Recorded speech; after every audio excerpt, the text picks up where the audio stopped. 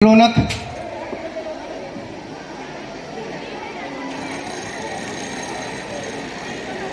पूर्व पर सभापति नगर पालिका निगम देवास हमारे सरवरा अंसार भाई आए और दो शब्द कहें। अंसार।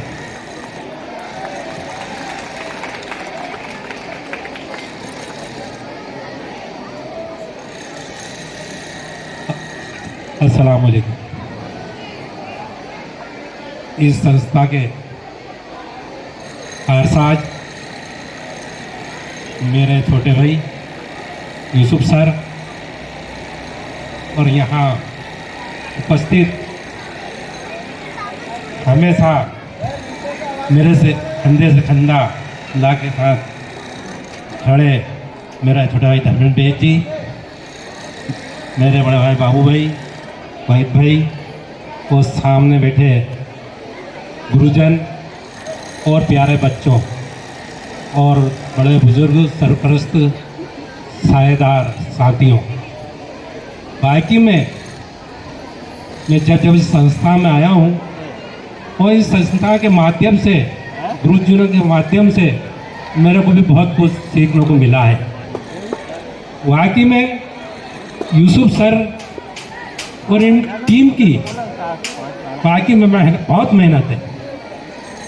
मैं बच्चों को इस अवसर पर यही कहना चाहूँगा कि अपने माता पिता का कहना सुने, उनका सम्मान करें।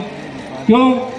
हमारी माता पैर के नीचे स्वर्ग है, जन्नत है, बाप स्वर्ग जन्नत का दरवाज़ा है। इसी तरह हमारे गुरुजनों का भी सम्मान करें।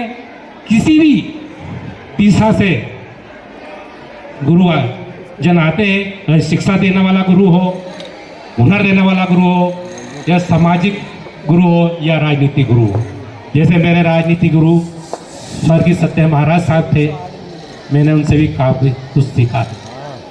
मैं बच्चों से यही कहूँगा, आप इस देश की रीढ़ की हड्डी हैं और आपको हमारे देश की, प्रदेश की, हमारे शहर की इन ताज़ी हवाओं की रक्षा भी करना है।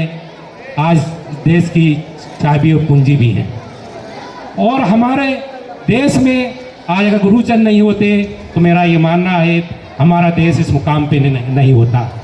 शिक्षा के बिना सब कुछ अधूरा है।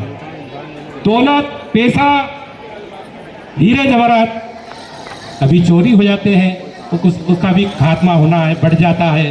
मगर ये शिक्षा एक ऐसी चीज़ है कि हमारे मरते दम तक हमारे साथ जाएगी और हमारे नहीं होने के बाद भी इल्म और शिक्षा और गीता, कुरान, मजहबी चीज़ें भी का हमें सीख लेना चाहिए।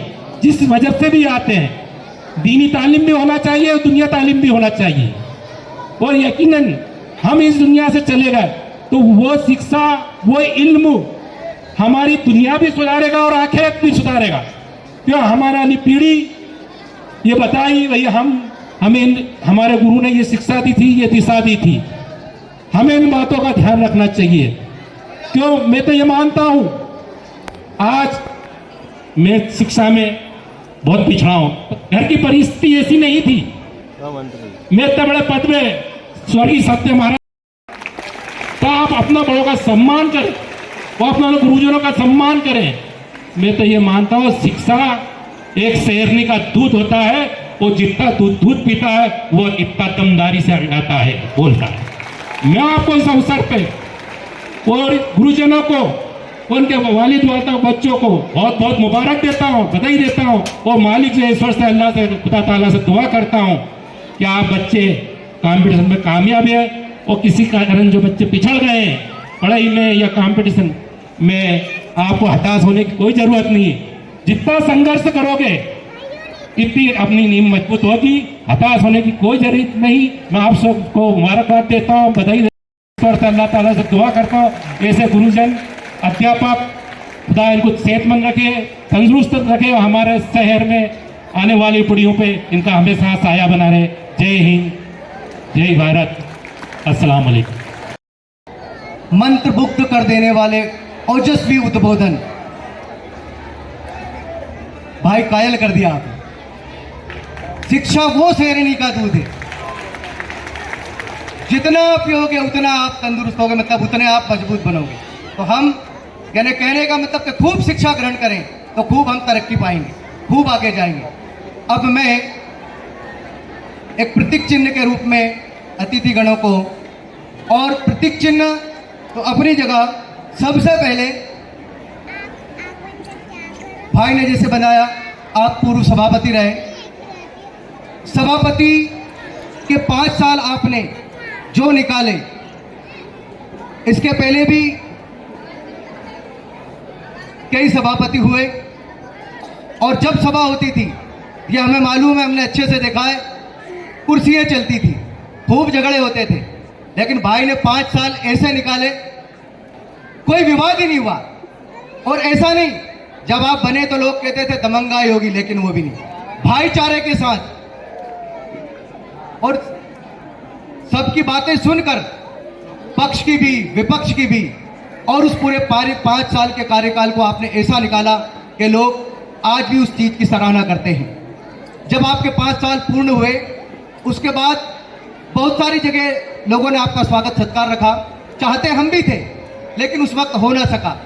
फिर जी ये था, 30 सी लगी हुई थी कि कभी बुला करके प्रोग्राम में आएंगे जब हम सत्कार करेंगे। तो आज मौका बहुत अच्छा है, हमारे धर्मेंद्र भैया भी यही हैं। धर्मेंद्र भैया का तो हम चाहते हैं कि हमारे भाई का सत्कार हो, साल श्रीफल से उनका स्वागत किया जाए।